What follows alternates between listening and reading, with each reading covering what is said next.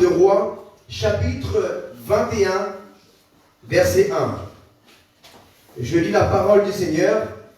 Vous pouvez vous asseoir, je vous en prie, parce qu'il y a 29 versets quand même.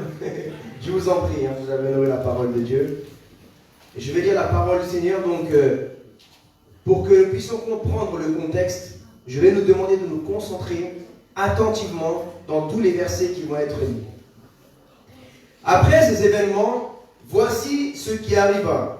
Un certain Naboth de Jezreel avait une vigne à Jezreel, à côté du palais d'Akab, roi de Samarie. Akab ordonna à Naboth, donne-moi ta vigne pour que j'en fasse un jardin, potager, car elle est tout près de ma maison. Je te donnerai à la place une vigne meilleure, ou si tu préfères, je te paierai sa valeur en argent. Mais Naboth répondit à Akab, que l'Éternel me garde de te donner l'héritage de mes ancêtres. Akab rentra chez lui, triste et irrité, à cause de cette réponse qui lui avait faite Naboth de Jezreel. Je ne donnerai pas l'héritage de mes ancêtres. Il se coucha sur son lit, tourna son visage contre le mur et ne mangea rien.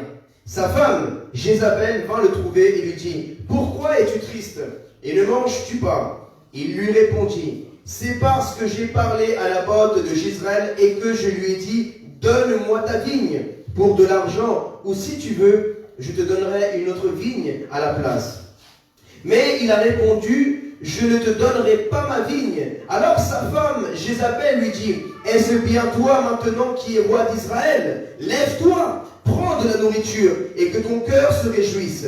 C'est moi qui vais te donner la vigne de Naboth de Jezreel. » Elle écrivit alors au nom d'Akab des lettres qu'elle marqua de l'empreinte du roi, puis elle les envoya aux anciens et aux magistrats qui étaient citoyens de Naboth. Concitoyens de Naboth. Voici ce qu'elle écrivit dans les lettres. Proclamez un jeûne, placez Naboth au premier rang du peuple et mettez en face de lui des vauriens qui témoigneront contre lui en prétendant qu'il a maudit Dieu et le roi. Puis conduisez-le à l'extérieur de la ville et lapidez-le jusqu'à ce qu'il meure. Les hommes de la ville de Naboth, les anciens et les magistrats qui étaient ses concitoyens, agirent comme Jézabel le leur avait fait dire. Ils se conformèrent à ce qui était écrit dans les lettres qu'elle leur avait envoyées. Ils proclamèrent un jeûne et placèrent Naboth au premier rang du peuple. Les deux vauriens vinrent se mettre en face de lui et témoignèrent contre Naboth devant le peuple en prétendant qu'il avait maudit Dieu et le roi. Puis ils le conduisirent à l'extérieur de la ville et le lapidèrent jusqu'à ce qu'il meure. Ils firent alors dire à Jézabel, Naboth a été lapidé et il est mort. Lorsque Jézabel apprit la nouvelle, elle dit à Akab, lève-toi, prends possession de la vigne de Naboth de Jezreel, qui avait refusé de te la céder pour de l'argent. En effet, Naboth n'est plus en vie, il est mort. Dès qu'il apprit que Naboth de Jezreel était mort, Akab se leva pour descendre à sa vigne afin d'en prendre possession. Alors la parole de l'Éternel fut adressée à Élie, le Tishbite. Lève-toi, descends à la rencontre d'Akab, le roi d'Israël, qui se trouve à Samarie. Le voilà dans sa vigne de Naboth, où il est descendu pour en prendre possession. Tu lui annonceras, voici ce que dit l'Éternel. N'es-tu pas un assassin et un voleur? Et tu ajouteras, voici ce que dit l'Éternel. À l'endroit même où les chiens ont léché le sang de Naboth, ils lécheront aussi ton propre sang. Akab dit à Élie, tu m'as donc retrouvé mon ennemi. Il répondit, je t'ai retrouvé parce que tu t'es toi-même vendu pour faire ce qui est mal aux yeux de l'Éternel. Je vais faire venir le malheur sur toi. Je vais te balayer, je vais exterminer tout homme qui appartient à Akab, qu'il soit esclave ou libre en Israël. Je vais rendre ta famille pareille à celle de Jéroboam, fils de Nébat, et celle de Bécha, fils d'Achia. Parce que tu m'as irrité et que tu as fait pécher Israël. L'Éternel parle aussi à Jézabel. Il dit, les chiens mangeront Jézabel près du rempart de Jezreel. Le membre de la famille d'Akab qui mourra dans la ville sera mangé par les chiens, et celui qui mourra dans les champs sera mangé par les oiseaux. Il n'y a eu personne qui se soit lui-même vendu comme Akab pour faire ce qui est mal aux yeux de l'Éternel, et sa femme Jézabel l'y poussait. Il a agi de la manière plus abominable en suivant les idoles comme le faisaient les Amoréens, ces peuples que l'Éternel avait dépossédés devant les Israélites. Après avoir entendu les paroles d'Élie, Akab déchira ses habits, se couvrit d'un sac à même la peau et jeûna. Il dormait avec ce sac, il marchait tout lentement. Il parla, la parole de l'Éternel fut adressée à Élie le Tishbite. As-tu vu qu'Akab s'est humilié devant moi? Eh bien, parce qu'il s'est humilié devant moi, je ne ferai pas venir le malheur durant sa vie. Ce sera pendant la vie de son fils que je ferai venir malheur sur sa famille. Acclamons la parole de l'Éternel. C'était un peu long, mais il était nécessaire que nous puissions lire afin de comprendre tout le contexte. Amen. Amen. Quand nous lisons la Bible, il faut lire toute l'histoire. Ne lis pas que le verset parce que tu ne comprendras pas. Parce que si tu te bases que sur un seul verset, tu peux prêcher une hérésie, tu peux prêcher une chose que tu n'as pas dit. Alors là, il faut comprendre bien le message que Dieu a annoncé en ce temps-là. Cette histoire s'est passée plusieurs siècles avant la venue du Seigneur Jésus-Christ, au temps où Akab était roi d'Israël. Apparemment, nous avons vu que Akab avait une bonne intention. Lorsque l'ennemi vient dans ta vie, il vient gentiment d'abord pour te séduire.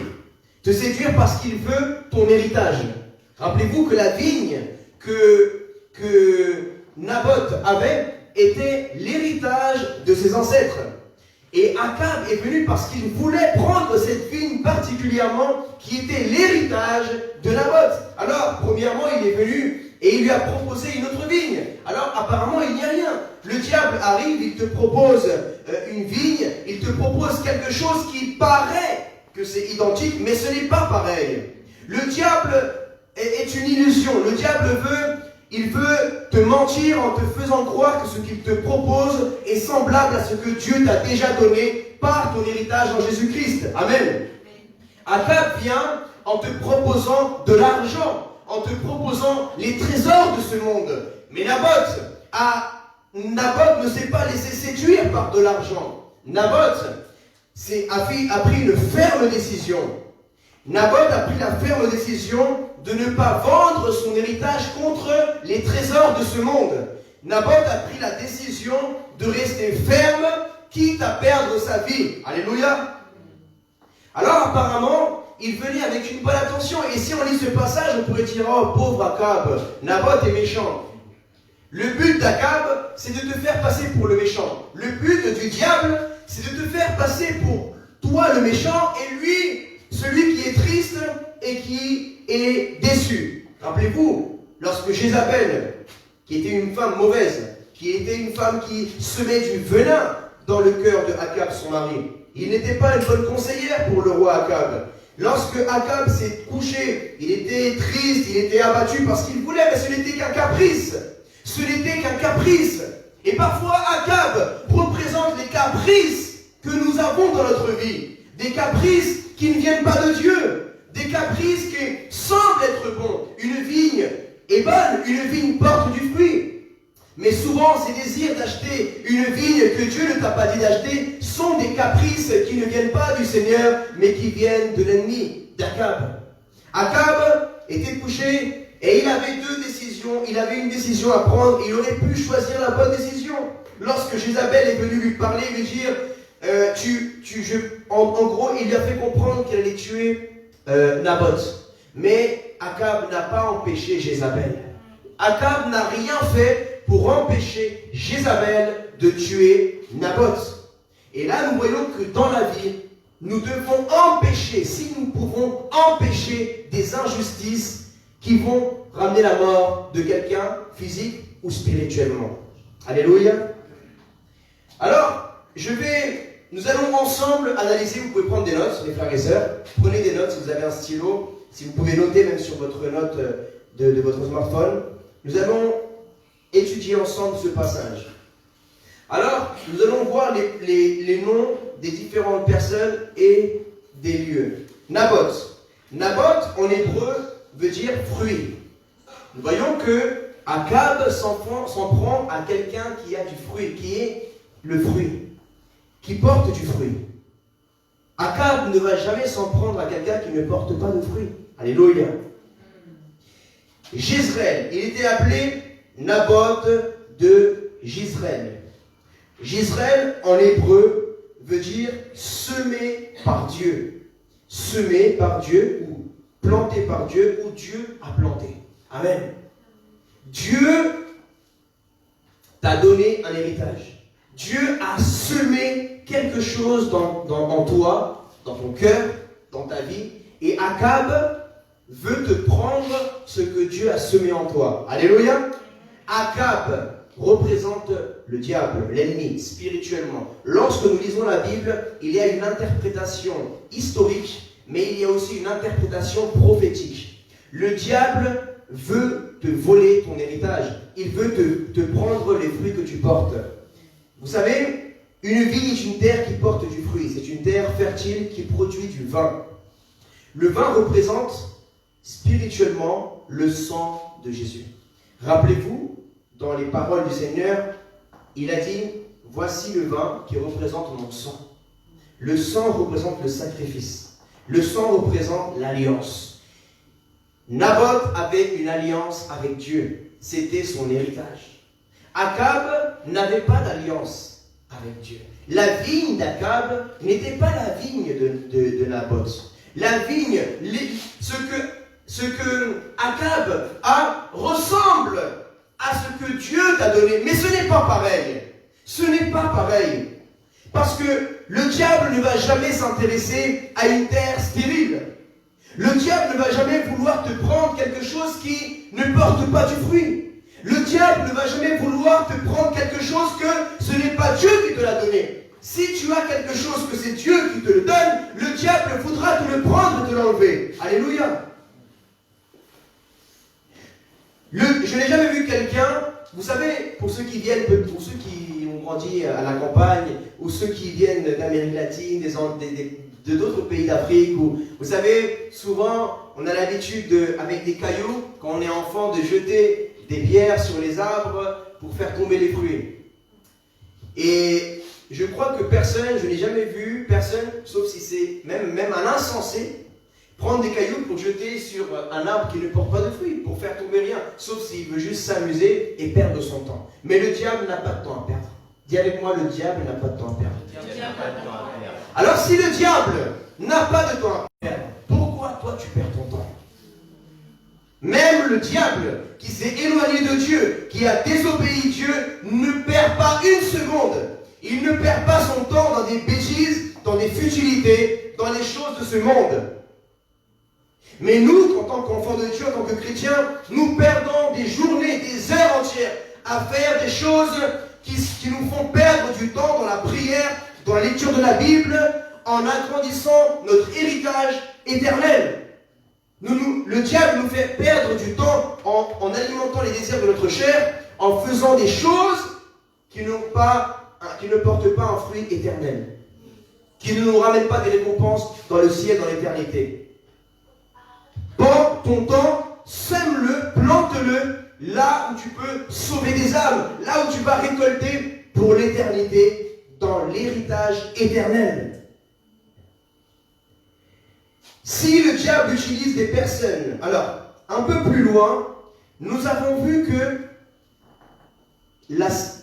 quand le diable voit, quand Akab et Jézabel voient que tu es ferme dans ta décision de sainteté, quand tu es ferme dans les décisions que Dieu t'a mené à prendre, il va envoyer des vauriens. Les vauriens, c'est le diable. C'est des mauvais esprits.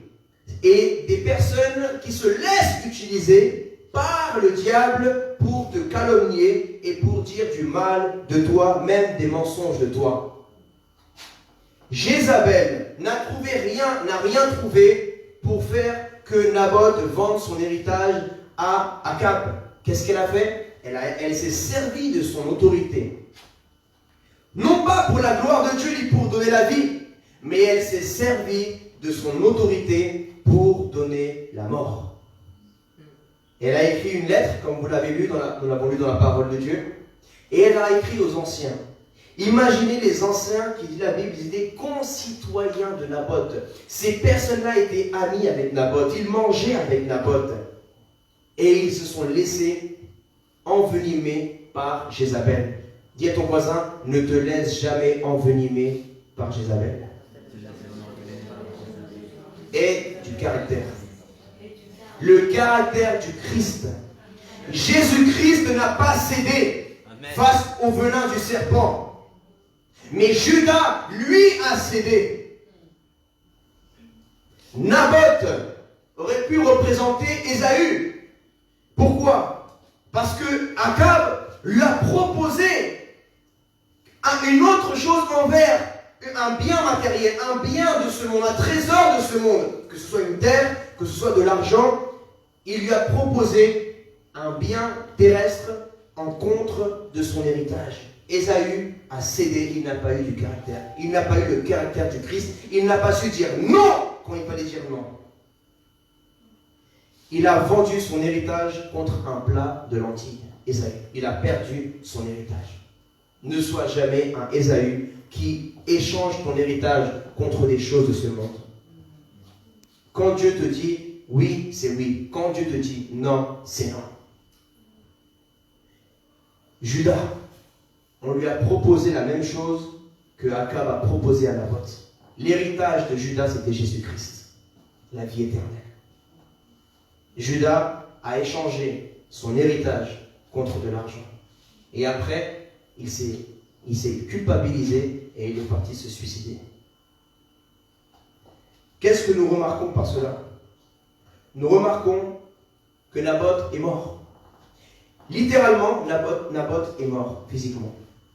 Mais spirituellement, les critiques, les pierres, parce que Jézabel a ordonné qu'on lapide Naboth pour le tuer. Mais dis avec moi, gloire à Dieu.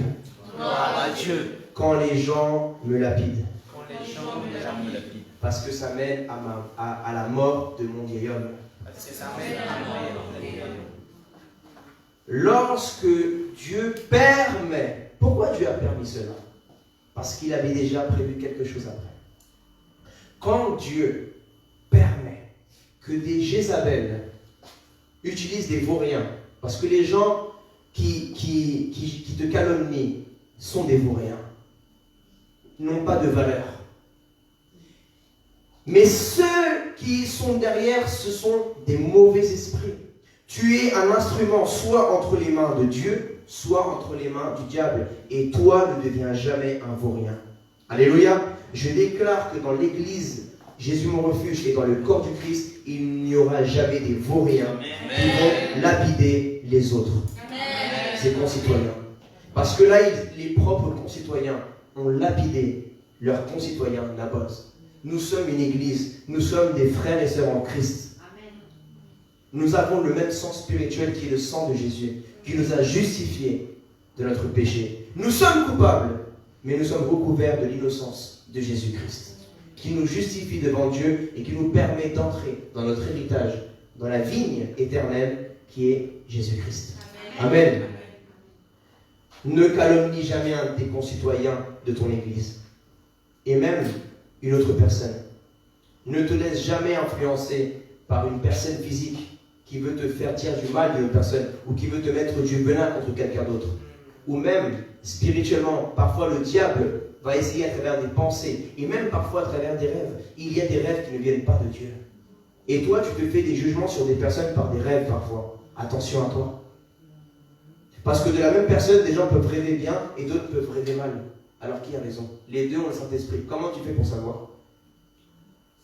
Ne fais pas de jugement sans connaître la personne. Et même quand tu connais la personne, prie pour la personne. Alléluia. Faisons attention à nos jugements. Ne soyons pas des vauriens qui calomnions, qui critiquent parce qu'ils l'ont lapidé à plusieurs. Les concitoyens l'ont jugé, l'ont critiqué, ont dit de mal de lui et des choses fausses. Ils ont menti même. Ils ont dit qu'il avait calomnié Dieu et mal parlé du roi. C'est faux. Il n'a jamais fait cela. Le diable va essayer de te tuer. Mais toi, si tu restes ferme et tu ne vends pas ton héritage, tu ne mourras pas spirituellement. Ton vieil homme mourra. Mais toi, tu seras encore en vie. Et ça, c'est très important. Parce que Jésus-Christ, en tant qu'agneau, a dû mourir à la croix, a renoncé à sa vie pour maintenant ressusciter en tant que lion. Alléluia. Amen. Si tu veux voir la gloire de Dieu dans ta vie, il faut être comme Naboth. Naboth est mort à ce moment. Littéralement, il est mort, mais il est ressuscité pour la vie éternelle. Parce qu'il n'a pas péché contre l'éternel. Si tu décides de rester ferme dans la sainteté, qui est ton héritage, dis avec moi, la sainteté est mon héritage. La sainteté.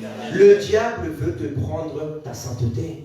Il veut te l'échanger contre quelque chose d'autre qui ressemble, mais ça n'est pas cela. Il veut te prendre ta sainteté. Parce qu'il ne veut pas que tu vois Dieu. Parce que seuls ceux qui se sanctifient, qui persévèrent dans la sainteté, verront Dieu. Le diable ne veut pas que tu vois Dieu dans ta vie. Voilà pourquoi parfois nous ne voyons pas Dieu dans notre vie. Parce que nous vivons dans le péché. Et nous demeurons dans le péché. Tomber dans un péché, tout le monde peut le faire. Tout le monde l'a fait. Je ne dis pas pouvoir dans le sens où nous pouvons, et c'est une possibilité. Non, mais tout le monde est déjà tombé dans le péché. Parce que nous sommes humains. Mais il y a une différence entre tomber dans le péché, se repentir et se relever et ne plus pécher, et demeurer dans le péché. Tu ne dois pas demeurer dans le péché, dans la vigne d'Akab. Tu dois demeurer dans la vigne de ton héritage en Jésus-Christ. Amen. C'est l'esprit de jalousie. Il veut ce qu'il n'a pas. Jézabel et Akab voulaient quelque chose qu'ils ne pouvaient pas avoir, qu'ils n'avaient pas, que ce n'était pas leur héritage. Le diable, malheureusement, a perdu cet héritage. Il ne l'a pas. Il ne l'a pas. Il ne l'a plus. Et il ne peut plus l'avoir. Voilà pourquoi il veut ton héritage. Il veut ton héritage. Parce que comme lui ne peut plus entrer dans la vigne de Jésus, il veut t'emmener avec lui dans sa propre vigne. C'est l'enfer. La vigne d'Akab, c'est l'enfer. La vigne de Naboth, c'est le chemin étroit. La vigne de Akab, c'est le chemin large qui mène à la perdition de ce monde. Akab, en hébreu, veut dire un frère du Père. Ça veut dire qu'il ressemble au Père. Il ressemble, mais il n'est pas le Père. Alléluia. La voix d'Akab, parfois, si tu peux la confondre avec la voix de Dieu le Père. Si tu n'as pas l'habitude de prendre du temps avec Dieu le Père, Akab peut t'induire en erreur. Ce que Akab te propose, ce que Akab te dit, ressemble à ce que le Père dit, mais ce n'est pas ce qui vient du Père. Alléluia. Ça ressemble, deux frères se ressemblent. Akab en hébreu veut dire le frère du Père, mais il n'est pas le Père. Il veut prendre la place du Père dans ta vie. Il veut faire comme s'il avait un autre héritage comme le vrai Père. Le diable n'est qu'un copieur. Il veut te donner, comme Dieu le Père a un héritage pour nous, mais cet héritage nous mène au ciel, au paradis en Jésus-Christ. Mais le diable, Akab, il veut nous donner un héritage, mais cet héritage-là nous mène en enfer à travers le péché et la désobéissance. Akab veut prendre la place de Dieu dans ta vie. Il était en Samarie. La Bible dit que c'était en Samarie. La Samarie, alors, pour aller, beaucoup, peut-être n'ont pas encore lu l'Ancien Testament, et peut-être que lorsque le lisent, ne comprennent pas très bien.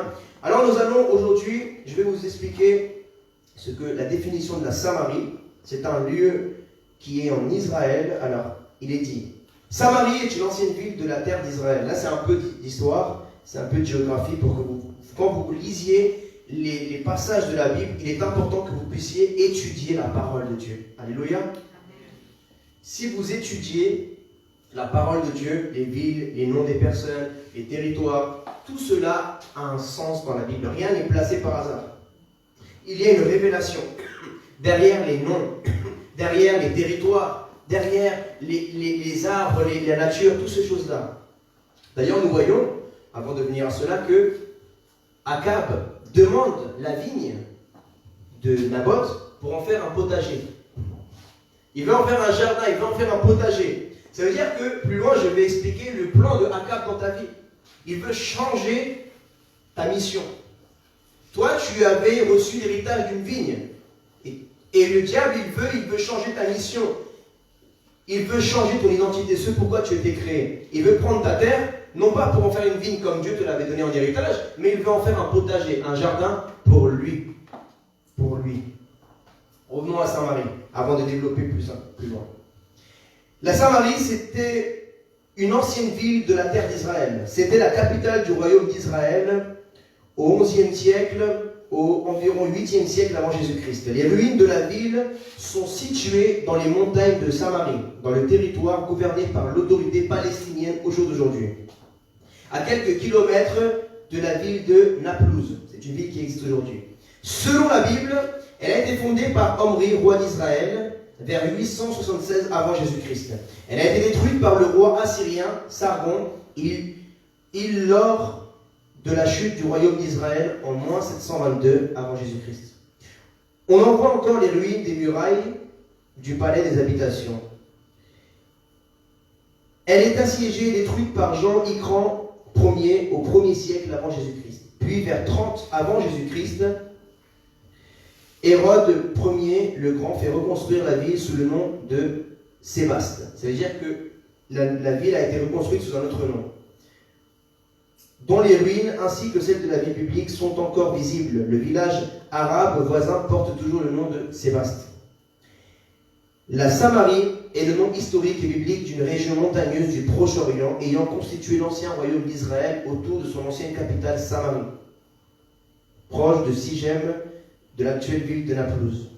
Elle se situe aujourd'hui à cheval sur les territoires de Cisjordanie et d'Israël. Et la côtière s'étendant au nord de Tel Aviv jusqu'aux frontières libanaises. De nos jours, l'usage du terme de Samarie est maintenu par le service de statistiques officiel de l'État d'Israël et par des personnes parlant hébreu ou attachées à Israël pour insister sur la relation historique d'Israël à cette région, ou pour se référer plus spécifiquement à la Cisjordanie dans le terme Judée-Samarie. Alors, comme je vous disais, maintenant vous voyez à peu près ce qu'est la Samarie. Quand on parle de Samaritains, lorsque Jésus est venu voir la Samaritaine, nous voyons là que c'était un peuple qui vivait à côté des Israélites, des Israéliens. C'est un peuple qui ont toujours vécu ensemble, mais pas mélangés. Voilà pourquoi Jésus a dit, viendra le temps, la Samaritaine dit, oui, mais vous adorez cette montagne, nous adorons cette montagne, et vous adorez une autre montagne. Mais Jésus a dit, attendez, stop. Viendra le temps où ni cette direction, ni l'autre direction. C'était une prophétie qui allait s'accomplir. Parce qu'aujourd'hui, il y a des religions qui adorent en direction, par exemple, de Jérusalem, du Vatican, de la Mecque. Mais nous voyons que la direction, ce n'est pas une direction physique, c'est une direction spirituelle. C'est ton cœur qui doit être en direction de la sainteté de Dieu, de l'amour de Dieu. Amen. Ton corps peut être en direction d'un lieu de pèlerinage, mais ton cœur peut être dans le péché, en direction d'un péché que tu ne t'es pas encore repenti. Ton cœur doit être en direction de la repentance. Alléluia. Car le trône de Dieu n'est pas sur la terre, mais il est dans le ciel. Ne te prosterne pas en direction des lieux qui ont été faits par la main des hommes. Prosterne-toi spirituellement vers le ciel qui est fait, non pas par la main des hommes, mais par Dieu. Alléluia. L'ennemi veut changer le rôle de ta destinée, le rôle de ta terre. Il veut faire autre chose avec toi et avec ce qui t'appartient. C'est Dieu qui avait donné cette vigne à Naboth par l'héritage de ses ancêtres.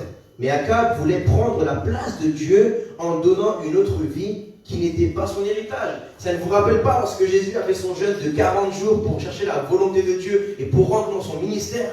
Et le diable est venu. Mais Dieu permet ces choses-là. Parce que la Bible dit que le Saint-Esprit poussa, emmena Jésus dans le désert pour être tenté. Ça veut dire qu'il y a des moments dans la vie où c'est Dieu même qui a permis pour t'éprouver. Dieu ne tente pas, Dieu éprouve. Il éprouve ton caractère pour voir si tu es prêt maintenant à recevoir une autre chose. Parce que lorsque Dieu t'éprouve, c'est pour te confier autre chose, c'est pour voir si il peut te faire confiance. Amen. Lorsque Dieu le Père emmène son Fils Jésus-Christ dans le désert, c'est parce qu'il voulait lui remettre autre chose de plus. Si tu vis en ce moment une épreuve dans ta vie, tu te sens tenté. La tentation, c'est pas Dieu. La tentation, c'est le diable qui vient dans ton désert, dans ton épreuve. Il permet que Akab vienne pour voir quelle décision tu vas prendre. Alléluia. Dis à ton voisin, Dieu veut voir quelle décision tu prendras. Dieu veut voir quelle décision tu prendras. Dieu veut voir quelle décision. Et le diable, souvenez-vous qu'il a promis à Jésus des choses de ce monde. Tout ce qu'il lui a donné, il voulait lui changer, mais Jésus n'a pas été bête. Jésus dit, attends, c'est moi qui t'ai créé, tu peux me la faire. Et le diable a voulu tenter celui qu'il avait créé. Lui, il est malin, mais Dieu, il a la sagesse, il est intelligent. Alléluia. Alors même si le diable veut te faire des ruses, il veut être malin, ta sagesse en Dieu est plus grande que la sournoiserie et la ruse du diable. Alléluia. Il va t'aider à prendre des décisions et à voir ce que tu ne vois pas. Est-ce que vous savez pourquoi Akab voulait le terrain de Naboth? Akab veut te faire des choses que tu ne ressens pas. Tu n'as pas envie de le faire. Et il veut t'obliger. Le diable, il veut te faire des choses que ton esprit ne veut pas, mais ta chair, elle veut. C'est-à-dire que quand Akab est venu proposer l'argent à Naboth, et même un autre terrain, l'esprit de Naboth disait non, c'est mon héritage. Mais la chair de Naboth disait, Naboth, réfléchis, c'est de l'argent quand même. C'est une autre vie, tu auras de l'argent, tu auras une autre vie, tu pourras repartir à zéro. La voix qui semble être la même voix du Père, mais qui n'est pas la voix du Père. La voix d'Akab ressemble, mais elle n'est pas. Et tu dois prendre une décision entre ton vieil homme et entre ton esprit. Parce qu'il y a l'homme intérieur et l'homme extérieur. Il y a l'homme spirituel et l'homme charnel. Et il y aura toujours deux voix qui vont te conseiller. Et voilà pourquoi tu dois passer beaucoup de temps à lire la Bible. Parce que quand tu passes du temps à lire la Bible, tu lis et tu vois les histoires, comment Dieu s'est comporté, comment Dieu a agi, comment Dieu a parlé envers ses prophètes dans les anciens temps, et même dans le Nouveau Testament et dans l'Ancien Testament. Et tu peux voir comment Dieu fonctionne et comment Dieu parle. Et ainsi, tu pourras voir si ce que tu vis en ce moment, ça ressemble à comment la façon de faire de Dieu, ou la façon de parler de Dieu, ou ça ne ressemble pas du tout à ce que Dieu a l'habitude de faire. Amen.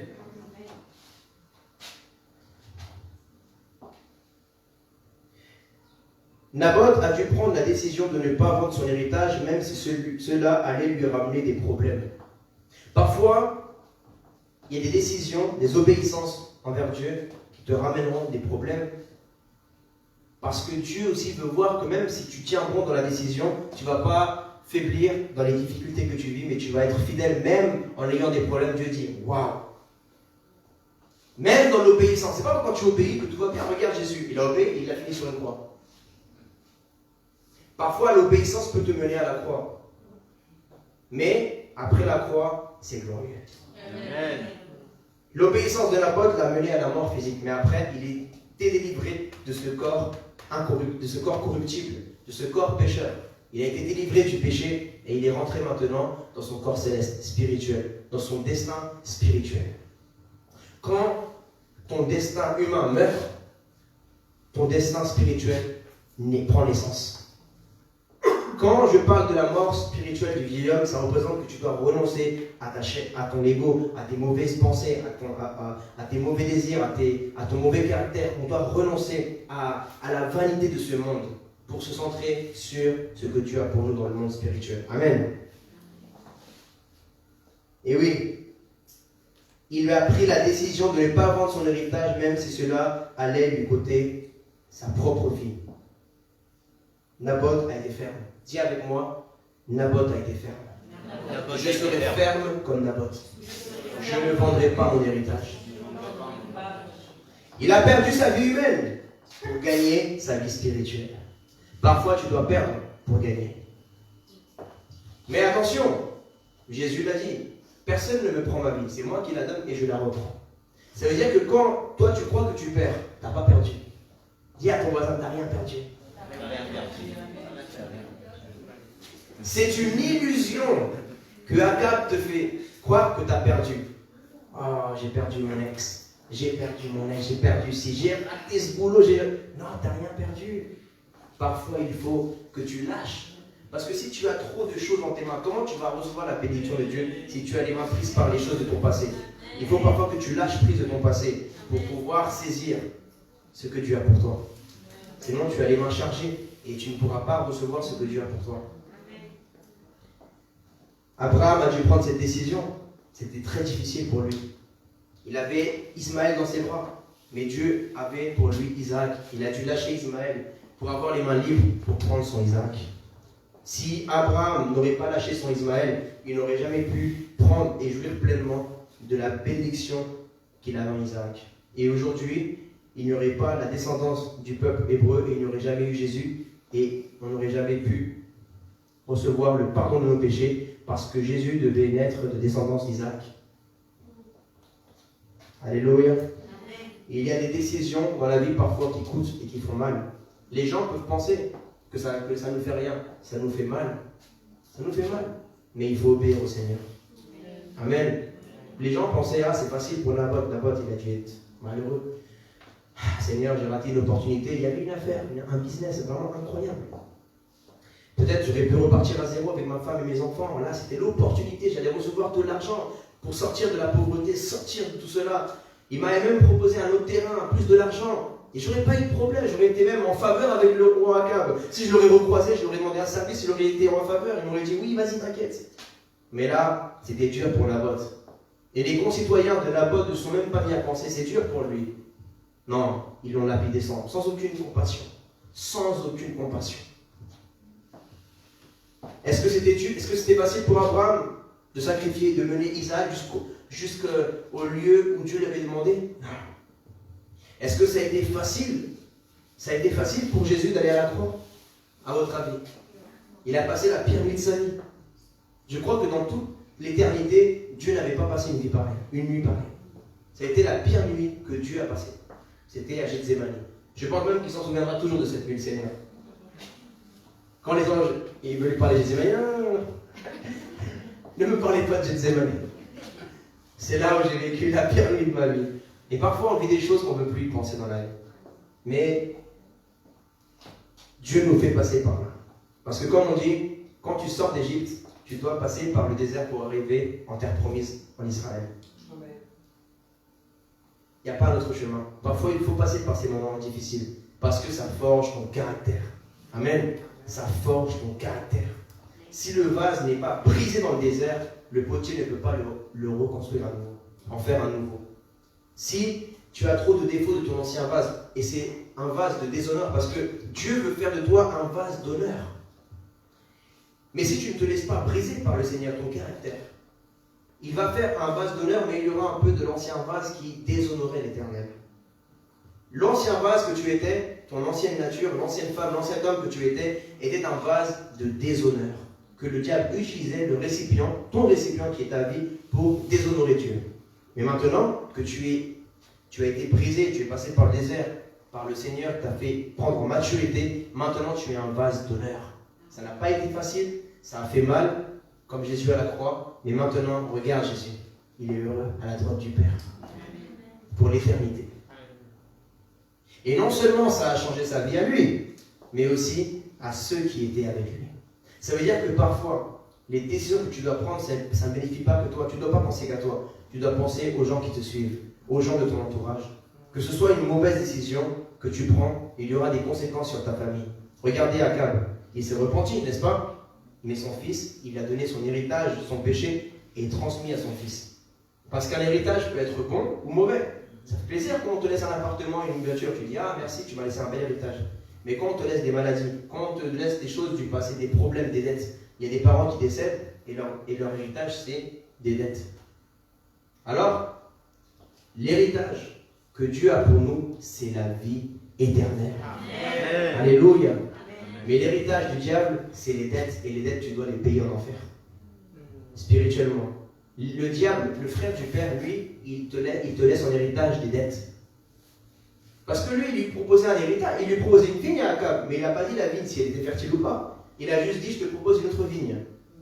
Ça se trouve, il serait arrivé, il aurait eu des surprises. C'est pour ça qu'il ne voulait plus cette vigne. Parce que quelqu'un qui est prêt à vendre une vigne, c'est que pour lui, il n'a aucune valeur, n'est-ce pas? Et si toi, tu donnes quelque chose, ta sainteté, ça veut dire que ta sainteté, pour toi, n'a aucune valeur.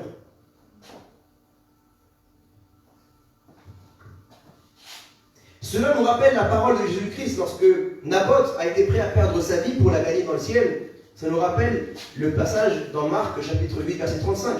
Lisez la parole de Dieu. En effet, Celui qui voudra sauver sa vie la perdra, mais celui qui la perdra à cause de moi et de la bonne nouvelle la sauvera. Et que servira-t-il à un homme de gagner le monde entier s'il perd son âme?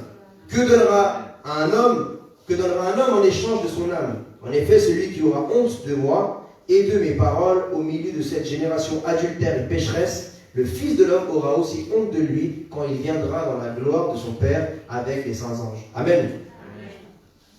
Le temps est un héritage. Dis avec moi, le temps est un héritage. Ça, c'est une grande révélation. L'éternel, l'éternel, l'éternel. Dieu t'a donné du temps. Dieu t'a donné la vie. Mais aujourd'hui, le diable veut te prendre ton temps. Le diable veut te prendre ton temps. Le diable veut te prendre ta vigne. Ta vigne peut représenter beaucoup de choses dans ta vie. Chacun, nous avons une vigne différente que le diable veut nous voler. Il veut te prendre ton héritage. Dans quoi es-tu d'investir ton temps? Qu'es-tu en train de faire avec ton temps? Le diable veut te proposer beaucoup de choses, des choses de ce monde, qu'avec ton temps, tu feras. Mais tu ne vas pas avoir un héritage éternel. Commence à revoir, à analyser les choses que tu fais avec ta vigne, ton temps. Que fais-tu avec ton temps? Que fais-tu avec ton corps? Que fais-tu avec ce que Dieu t'a donné? L'or et l'argent viennent de Dieu. Que fais-tu déjà avec ce que la vigne te porte comme fruit? Que fais-tu avec cela? Ton héritage, c'est la vie éternelle que le diable veut t'échanger contre les trésors de ce monde, car il veut te donner sa vigne qui te mène en enfer. Et vous savez encore plus loin, où se trouvait la vigne d'Akab? La vigne d'Akab se trouvait à côté du palais du roi. Ça ne vous dit rien? Saint-Esprit, ouvre leur intelligence. Saint-Esprit, ouvre leur compréhension. Comme Jésus a prié entre ses disciples, il a dit, je te prie que tu ouvres leur intelligence. Je te prie que tu ouvres leur compréhension afin qu'ils comprennent les prophéties. Quand tu lis la parole, dis, Seigneur, ouvre mon intelligence, ouvre ma compréhension afin que je comprenne ta parole et ta pensée. Le palais, quand on parle d'un palais, on parle de la royauté. Le palais que Dieu a pour nous, c'est le palais céleste, la Nouvelle Jérusalem. Ça veut dire que le palais, c'était son héritage à lui, la royauté. Il avait reçu sa royauté. Mais lui, il n'a pas voulu échanger héritage contre héritage. Il n'est pas bête. Il n'a pas dit Naboth, donne-moi ton héritage et moi, je te donne ma royauté, mon héritage. Non, il n'est pas bête, Naboth, Akab. Alors, l'héritage que tu as reçu te fera vivre à côté du palais pour l'éternité. L'héritage qu'avait reçu Naboth était à côté du palais royal.